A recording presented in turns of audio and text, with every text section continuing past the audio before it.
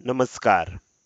Share market Marathi या YouTube चॅनलवर आपल्या सर्वांचं हार्दिक स्वागत. आजच्या व्हिडिओमध्ये आपण बुधवार दिनांक 16 ऑक्टोबर 2024 साठीचं इंडेक्स व स्टॉकचं विश्लेषण करणार आहोत.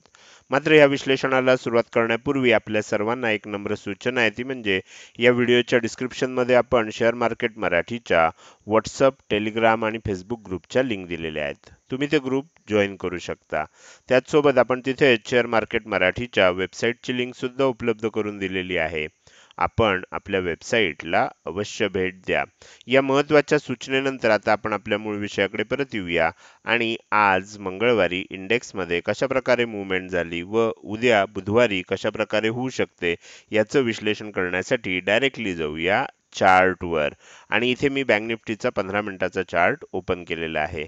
आपण काल जे विश्लेषण केलं होतं त्यामध्ये वरच्या बाजूला 51,900 ही इम्पॉर्टंट लेवल दिलेली होती. खालच्या बाजूला 51,675 ही इम्पॉर्टंट लेवल होती. आणि काल मी ज्या पद्धतीनं सांगितलेलं होतं की कशा प्रकारे मार्केटमध्ये ओपनिंग बघायला मिळू शकतं आणि त्यानंतर कशी मूव्हमेंट होऊ शकते, अगदी एक्झॅक्टली त्या पद्धतीनंच आपल्याला मूव्हमेंट बघायला मिळाली. तुम्ही बघू शकता कालच आपण ह्या विषयाची चर्चा केलेली होती की आज आपल्याला गॅप अप ओपनिंग बघायला मिळू शकतं. गॅप अप ओपनिंग बघायला मिळेल. 52,000च्या आसपास गेल्यानंतर एक रेझिस्टन्स आहे, त्यामुळे 52,000च्या आसपास आपल्याला एकदा सेलिंग बघायला मिळू शकतं. हे आपण कालच बघितलेलं होतं. त्यामुळे तुम्ही बघू शकता 52,000च्या थोडंसं खाली ओपन झालं, त्यानंतर 52,000ची लेवल एकदा ब्रेक केली गेली आणि त्यानंतर सेलिंग झालं. बरं, सेलिंग झाल्यानंतर सुद्धा हे सांगितलं होतं की सेलिंग झाल्यानंतर आदल्या दिवशीचं क्लोजिंग ज्या एरियामध्ये झालेलं असतं त्या एरियाच्या आसपास आल्यावर सपोर्ट घेतला जातो. आता हे आपल्याला व्यवस्थित समजून घ्यायचं असेल तर मी थोडंसं तुम्हाला 5 मिनिटाच्या टाइम फ्रेममध्ये दाखवतो, म्हणजे तुम्हाला व्यवस्थित ही गोष्ट लक्षात येऊ शकेल. इथे जर तुम्ही बघितलं तर काय झालं, गॅप अप ओपन झालं. इथे ओपन झालं, थोडंसं खाली आलं, वर गेलं आणि सेलिंग झाल्यानंतर तुम्ही बघू शकता पहिल्यांदा खाली आलं. खाली आल्यानंतर ज्या एरियामध्ये आदल्या दिवशीचं क्लोजिंग, आता हे 5 मिनिटाची कॅन्डल असल्यामुळे आपण 3 कॅन्डल पकडू, तर त्या आसपास आल्यानंतर काय झालं, एक बाउन्स झाला. आणि मी हे सांगितलं होतं की 52,000च्या जवळपास रेझिस्टन्स घेणार, त्यानंतर सेलिंग आलं ह्या आसपास. कदाचित काय होतं, इथून वरच्या वर गेलं, कधी कधी काय होतं इथपर्यंत येऊन जातं, कधी कधी काय होतं पूर्ण खाली येऊन मग वर जातं. पण इथून इथे कुठेतरी आपल्याला एकदा रिव्हर्सल बघायला मिळणार, ही गोष्ट आपल्याला लक्षात ठेवायची आहे. त्यानंतर काय झालं, एकदा सेलिंग झालं, एकदा बाउन्स आला. आता हा बाउन्स पूर्वीचा हाय जो होता तो ब्रेक केला का त्यानं, नाही. त्यानंतर काय झालं, पुन्हा सेलिंग आलं, म्हणजे इथे आपल्याला एन पॅटर्न तयार झाला. आता ह्या बारीक सारीक गोष्टी, ह्या चार्ट ट्रेडिंगच्या गोष्टी जोपर्यंत तुम्हाला व्यवस्थित तुमच्या डोक्यात फिट बसणार नाहीत तोपर्यंत तुम्हाला ट्रेड करताना कॉन्फिडन्स येणार नाही. आता इथे काय होतं की तुम्ही इथे बघू शकता की एकदा हा लो ब्रेक झाल्यानंतर एक मोठं सेलिंग झालं, कारण ज्या पद्धतीनं हा एन पॅटर्न आपल्याला दिसला ट्रेडिंग करणाऱ्या असंख्य लोकांच्या तो लक्षात आला आणि त्यामुळे त्यांनी इथे काय केलं, सेलिंग केलं. इथे पुट विकत घेतला, मंदी केली आणि तुम्ही बघू शकता ह्या लेवलच्या थोडंसं वर आपल्याला स्टॉप लॉस ठेवायचा आहे. आपण 52,000चा स्टॉप लॉस ठेवू शकतो आणि त्यानंतर सेलिंग केल्यानंतर आपल्याला 51,700 ह्या आसपास आपल्याला इथे लो बनलेला दिसतोय. म्हणजे जवळजवळ 300 पॉईंटचं आपल्याला इथे काय झाला, चांगल्या पद्धतीनं ओपनिंगचा ट्रेड बघायला मिळाला. त्यानंतर खालच्या जवळच आलं, 51,675 ही आपण खालच्या बाजूची इम्पॉर्टंट लेवल दिली होती. तिथे सपोर्ट घेणं नॅचरल होतं, त्यामुळे तिथे सपोर्ट घेतला गेला. पुन्हा वर जायचा प्रयत्न झाला, पुन्हा सेलिंग झालं. आता हे थोडंसं मी काय करतो, तुम्हाला मुद्दाम पुन्हा 15 मिनिटाच्या टाइम फ्रेम मध्ये दाखवतो, म्हणजे तुमच्या बऱ्याच गोष्टी लक्षात येऊ शकतील. आता इथे आपल्याला लक्षात आलं की हे सेलिंग झालंय, खूप चांगला आपल्याला इथे ट्रेड मिळाला. त्यानंतर एक बाउन्स झाला. बाउन्स झाल्यानंतर इथे जर तुम्ही बघितलं तर तुम्हाला इथे एक इनसाइड कॅन्डल बनलेली दिसली, परत एक इनसाइड कॅन्डल बनलेली दिसली, सेलिंग कंटिन्यू झालं. पण ह्या दरम्यान एक गोष्ट झाली होती, ती म्हणजे एम पॅटर्न बनलेला होता. हा पहिला तेजी झाली, सेलिंग झालं, पुन्हा तेजी झाली, पुन्हा सेलिंग झालं, इथे एम पॅटर्न बनला. पण तुम्ही जर काळजीपूर्वक बघितलं तर तुमच्या लक्षात येईल की हा जो एम पॅटर्न बनला त्याचा लो काही ब्रेक झाला नाही आणि त्याच्या खाली क्लोजिंग आलं नाही. आपला नियम काय आहे, ह्या कॅन्डलच्या खाली क्लोज झालं पाहिजे, रेड कॅन्डल ह्याच्या खाली क्लोज झाली पाहिजे आणि त्याचा लो जो आहे तो नेक्स्ट कॅन्डलनं ब्रेक केला पाहिजे. असं झालं तरच आपण ब्रेकआउट आला असं म्हणतो. तसं इथे झालं नाही आणि त्यानंतर काय झालं, आपल्याला इथे बाउन्स झाला. आता इथे पहिला एम पॅटर्न बनला होता, त्यानंतर जर तुम्ही बघितलं तर इथे डब्ल्यू पॅटर्न ची तयारी झाली. मात्र डब्ल्यू पॅटर्नचं सुद्धा आपण बघू शकतो की त्याचा सुद्धा हाय काही ब्रेक झाला नाही आणि त्यामुळे आपल्याला दोन्ही पॅटर्न मध्ये ट्रेड मिळाला नाही. पण ह्या पद्धतीने आपण जर बारकाईनं लक्ष ठेवलं तर आपल्याला अतिशय चांगला असा इंट्राडे मध्ये आपल्याला ट्रेड नक्कीच मिळू शकतो. नंतर नॅचरली साइडवेज मुवमेंट आपल्याला बघायला मिळाली आणि ह्या साइडवेज मुवमेंटमुळे आता उद्या काय होऊ शकतं, आपल्याला नवीन रेफरन्स पॉइंट तयार होऊ शकतात. तर हे झालं आज बँक निफ्टीमध्ये कशा प्रकारे मुवमेंट होऊ शकते. आता आपण काय करू, या सर्व लेवल्स काढून टाकूया आणि उद्या बँक निफ्टीमध्ये कशा प्रकारे मुवमेंट होऊ शकते हे समजण्यासाठी थोडंसं डेली टाइम फ्रेम मध्ये जाऊया, कारण उद्या बँक निफ्टीची वीकली ऑप्शन एक्सपायरी आहे. आता आपण जर इथे बघितलं तर बँक निफ्टीचा चार्ट जो आहे तो मी थोडासा तुम्हाला काय करतो, झूम आउट करतो, म्हणजे आपल्याला चार्ट व्यवस्थित स्क्रीनवर दिसू शकेल. ओके, ठीक आहे.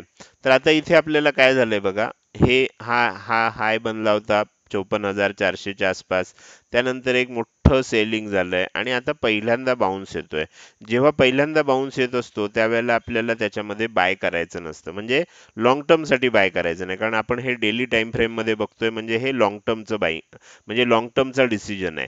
आपल्याला काय वाट बघायची आहे की एकदा सेलिंग होऊ द्यायचं आणि हे सेलिंग समजा होत असताना हा लो जो ब्रेक झाला नाही त्याच्या आधीच पुन्हा खाली येऊन पुन्हा वर जायला लागलं तर इथे डब्ल्यू पॅटर्न बनेल आणि मग तुम्ही बाय करू शकता. हे दुसऱ्यांदा ज्या वेळेला तेजी व्हायला लागते आणि त्यावेळेला आपल्याला जर हा हाय ब्रेक झाला, इथे डब्ल्यू पॅटर्न वगैरे बनला, मग तुम्ही बाय करू शकता. तर ही कन्सेप्ट आपल्याला लक्षात ठेवायची आहे.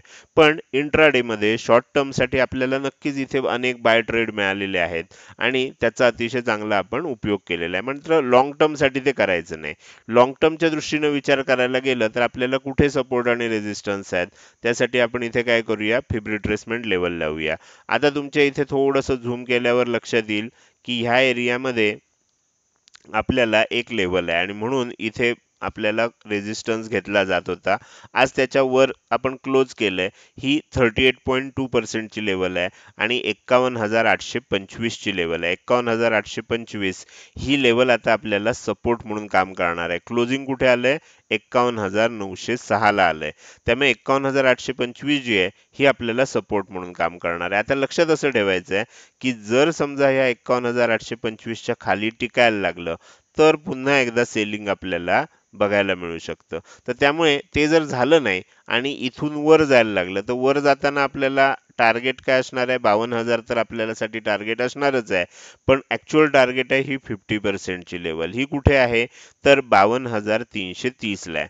म्हणजे आपलं आता खरं टार्गेट जर तेजी होणार असेल तर 52,330 असलं पाहिजे, कारण त्याच्या आसपास गेल्यानंतर 52,300 च्या आसपास गेल्यानंतर एकदा पुन्हा प्रॉफिट बुकिंग आपल्याला बघायला मिळू शकतं. जसं आपल्याला आज 52,000 ला टच झाल्यानंतर खाली आलं, तसं 52,300 किंवा 52,330 ला गेल्यानंतर एकदा प्रॉफिट बुकिंग येऊ शकतं आणि त्यानंतर जर पुन्हा वर जात असताना 52,330 ही लेवल ब्रेक केली तर मग आपण पुढच्या ह्या ज्या लेवल्स आहेत ह्यांचा विचार करू शकतो. वरची लेवल आहे 52,835 ची. तर ह्या पद्धतीनं आपल्याला ह्या फिब रिट्रेसमेंट लेवलचा उपयोग होतो. तर तुम्हाला आता लक्षात आलं असेल की जोपर्यंत ही 50% लेवल आहे ह्याच्यावर बँक निफ्टी टिकत नाही तोपर्यंत आपण काय म्हणणार, हा जो बाउन्स, हे जे सेलिंग झालंय आणि त्यानंतर हा जो बाउन्स येतोय हा बाउन्स आहे, याला आपण रिव्हर्सल म्हणणार नाही. रिव्हर्सल कधी म्हणणार, ज्या वेळेला ह्या 50% लेवलच्या वर टिकायला लागलंय मग आपण म्हणू शकतो की आता तेजी यायला लागली आहे आणि हा जो पूर्वीचा डाऊन ट्रेंड होता किंवा मंदीचा ट्रेंड होता तो आता चेंज होऊन तेजीचा झालेला आहे, असं आपण ह्या लेवलच्या वर टिकलं तर टेक्निकली म्हणू शकतो.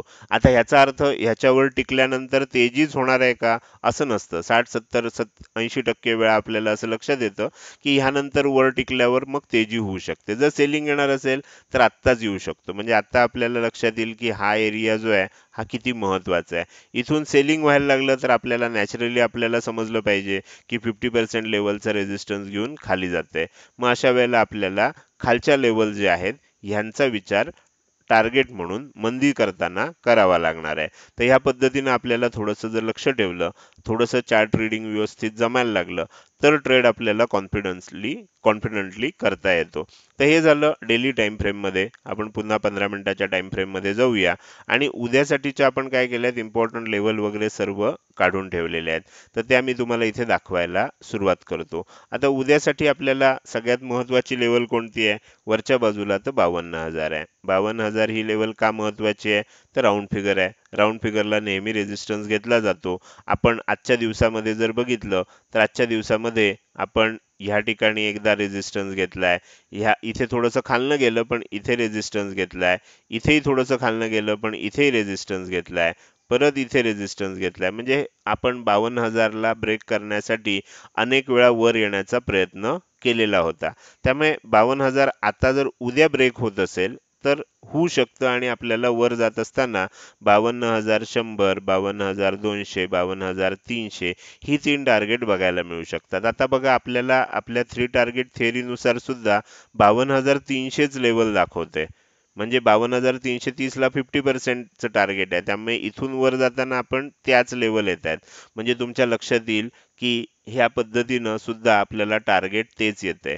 तर हे झालं आपल्याला वरच्या दिशेनं ब्रेकआउट आला. काही कारणानं जर 52,000च्या आसपास ओपन झालं, म्हणजे आजच्या सारखंच झालं, ओपन झालं, 52,000 ब्रेक करायचा प्रयत्न झाला आणि खाली आलं, मग काय होऊ शकतं? आता क्लोजिंगचा एरिया आपल्याला जवळ आहे, बरोबर. ह्यापूर्वीचा क्लोजिंगचा एरिया जर बघायला गेलं तर आपल्याला खालच्या बाजूला होता, आता जरा वर गेलाय. तर त्यामुळे काय होऊ शकतं, इथे ओपन झालं तर आणि खाली यायला लागलं तर थोडंसं आपल्याला इथेच लक्षात येईल. 51,900 वगैरे जर खालच्या बाजूनं ब्रेक व्हायला लागलं तर मग आपल्याला ओळखायचं की सेलिंग वाढू शकतं आणि 51,800 जर खालच्या बाजूनं ब्रेक झालं तर मात्र सेलिंग आणखीन वाढेल आणि खाली जात असताना आपल्याला 51,700, 51,600 आणि 51,500 ही 3 टार्गेट आपल्याला बघायला मिळू शकतात. तर माझ्या मते आता तुम्हाला चार्ट व्यवस्थित लक्षात आला असेल आणि कशा पद्धतीनं काय मूव्हमेंट झाली तर आपल्याला त्यानुसार त्याचं विश्लेषण कसं करायचं हे लक्षात आलं असेल.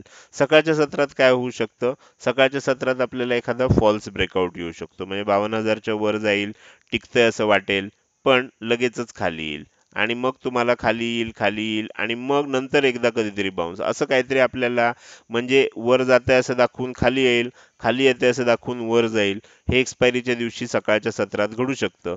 दुपारनंतर मात्र आपल्याला एक ट्रेंड पकडून मार्केटमध्ये मूव्हमेंट बघायला मिळते, असा आत्तापर्यंतचा अनुभव आहे.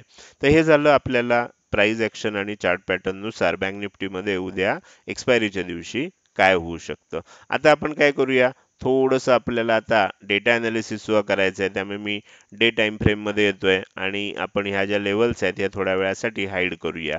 आणि आता आपल्याला दुसऱ्या प्रकारच्या लेवल बघायचे आहेत, ते आहेत ओपन इंटरेस्टचा डेटा. तर इथे मी ओपन इंटरेस्टचा डेटा सेट केलेला आहे, तुम्ही बघू शकता. ओपन इंटरेस्ट आहे आणि उद्याची एक्सपायरी 16 ऑक्टोबर मी फक्त सेट केलेलं आहे. तर इथे 16 ऑक्टोबरला बघायला गेलं तर हायेस्ट आपल्याला जो रेजिस्टन्स दिसतोय, मी काल कशाच्या जोरावर सांगितलं तुम्हाला की 52,000 ला गेल्यानंतर तिथनं एकदा तरी सेलिंग येणार, 52,000 ला रेजिस्टन्स घेणार.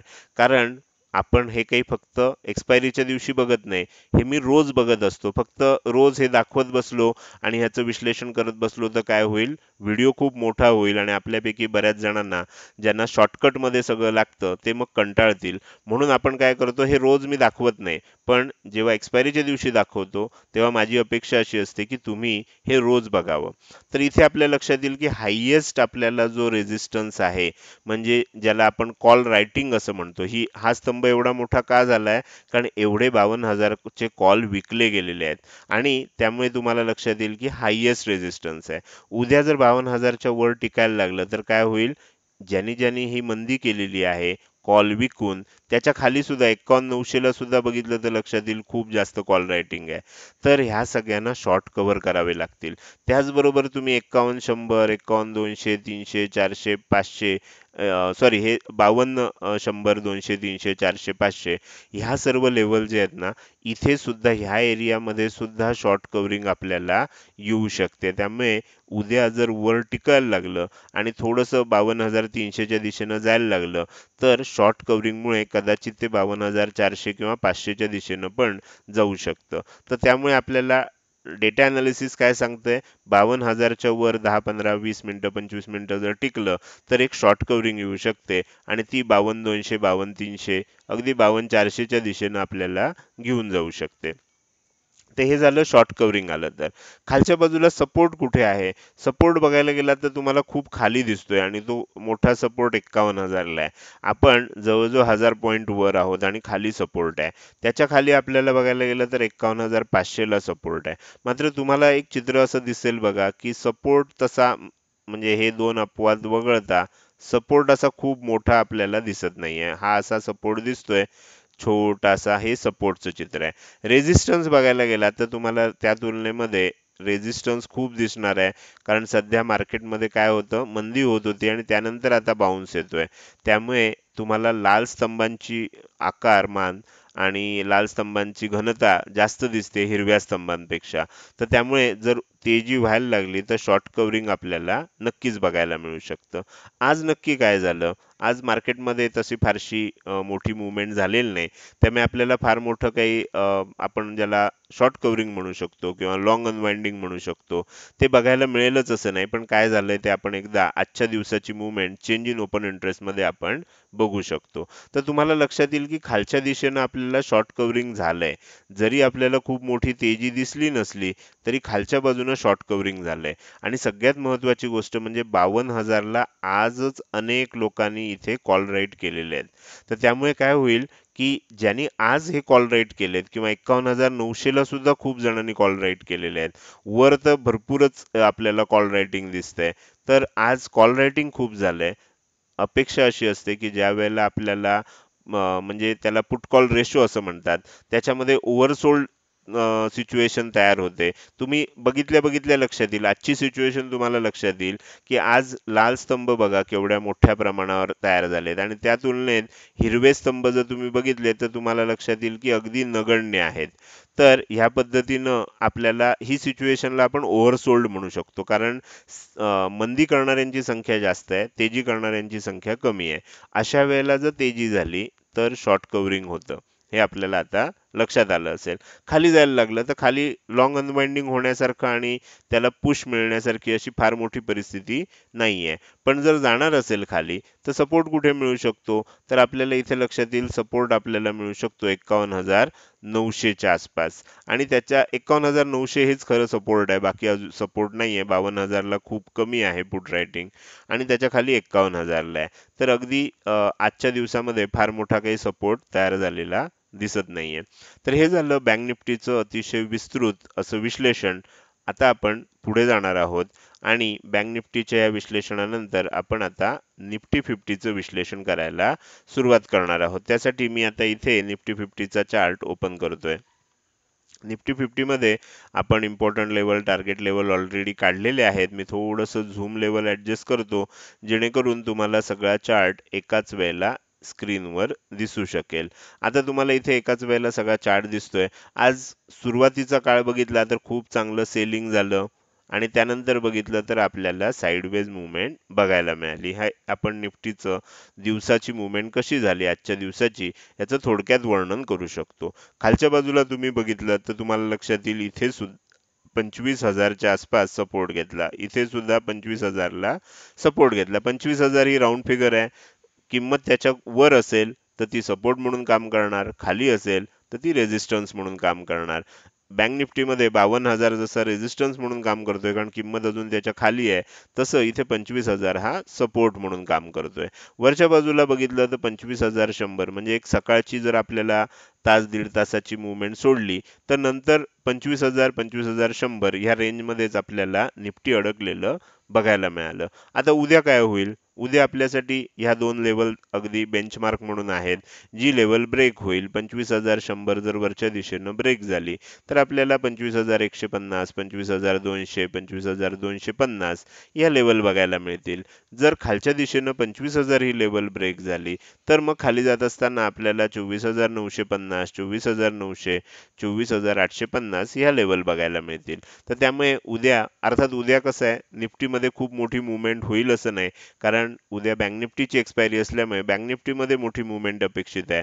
निफ्टीमध्ये आपल्याला परवाच्या दिवशी मोठी मुवमेंट कदाचित होऊ शकते किंवा उद्या जर मोठी मुवमेंट झाली बँक निफ्टीमध्ये तर परवाच्या दिवशी मग जसं इथे साईडवेज झालंय तशी मुवमेंट आपल्याला बघायला मिळू शकते. तर त्यामुळे उद्या किंवा परवा ह्या 2 दिवसात आपल्याला निफ्टीमध्ये एक मोठी मुवमेंट बघायला मिळेल.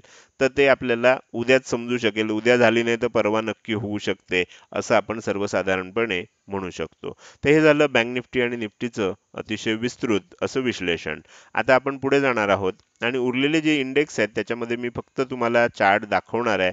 त्याच्यावरचे इम्पॉर्टंट लेव्हल तुम्हाला पाहिजे असेल तर त्याचा स्क्रीनशॉट काढून घेऊ शकता आणि ते इम्पॉर्टंट लेव्हल बघितल्यानंतर तुम्हाला काय लक्षात येईल की कशा पद्धतीनं आपल्याला इथे सुद्धा फिन निफ्टी आज अगदी साइडवेज मुवमेंट आपल्याला बघायला मिळाली. तर आज फिन निफ्टीमध्ये जी एक्सपायरी होती अतिशय साइडवेज पद्धतीनं आपल्याला बघायला मिळाली. उद्या ज्या बाजूनं ब्रेकआउट येईल त्या बाजूनं आपल्याला एक मोठी मुवमेंट बघायला मिळू शकते. तर हे झालं फिन निफ्टी विषयी. त्यानंतर आपण पुढे जाणार आहे आणि आपल्याला शेवटचा इंडेक्स आहे निफ्टी मिड कॅप सिलेक्ट. तर त्याच्यामध्ये सुद्धा आपल्याला इम्पॉर्टंट लेवल आणि टार्गेट लेवल बघायचे आहेत. आज हे मी ड्रॉ करत असताना इथे लेवल्स लिहायच्या राहिल्या आहेत. तर इथे 13,095 ही लेवल आहे. 13,095 इथे लेवल आहे आणि इथे 13,160 आहे. तर 13,095 आणि 13,160 अशा ह्या 2 लेवल आहेत. त्या तुम्ही लक्षात घेऊन त्यानुसार तुम्हाला ह्या सर्व लेवल्स काढता येऊ शकतील. तर हे झालं इंडेक्सचं अनालिसिस. आता आपल्याला थोडंसं पुढं जायचं आहे आणि स्टॉकचं अनालिसिस करायला सुरुवात करायची आहे. त्यासाठी मी पुन्हा एकदा तुम्हाला चार्टवरच घेऊन येतोय. 15 मिनिटाच्या टाइम फ्रेमवरनं आता आपण शिफ्ट होणार आहे डेली टाइम फ्रेममध्ये. आपण डेली टाइम फ्रेममध्ये आलोय.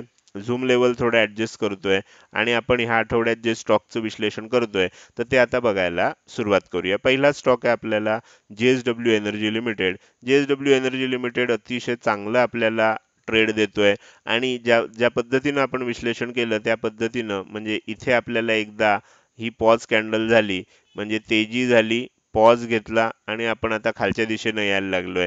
तुम्हाला रोज चांगली खालच्या दिशेनं टार्गेट्स बघायला मिळत आहेत.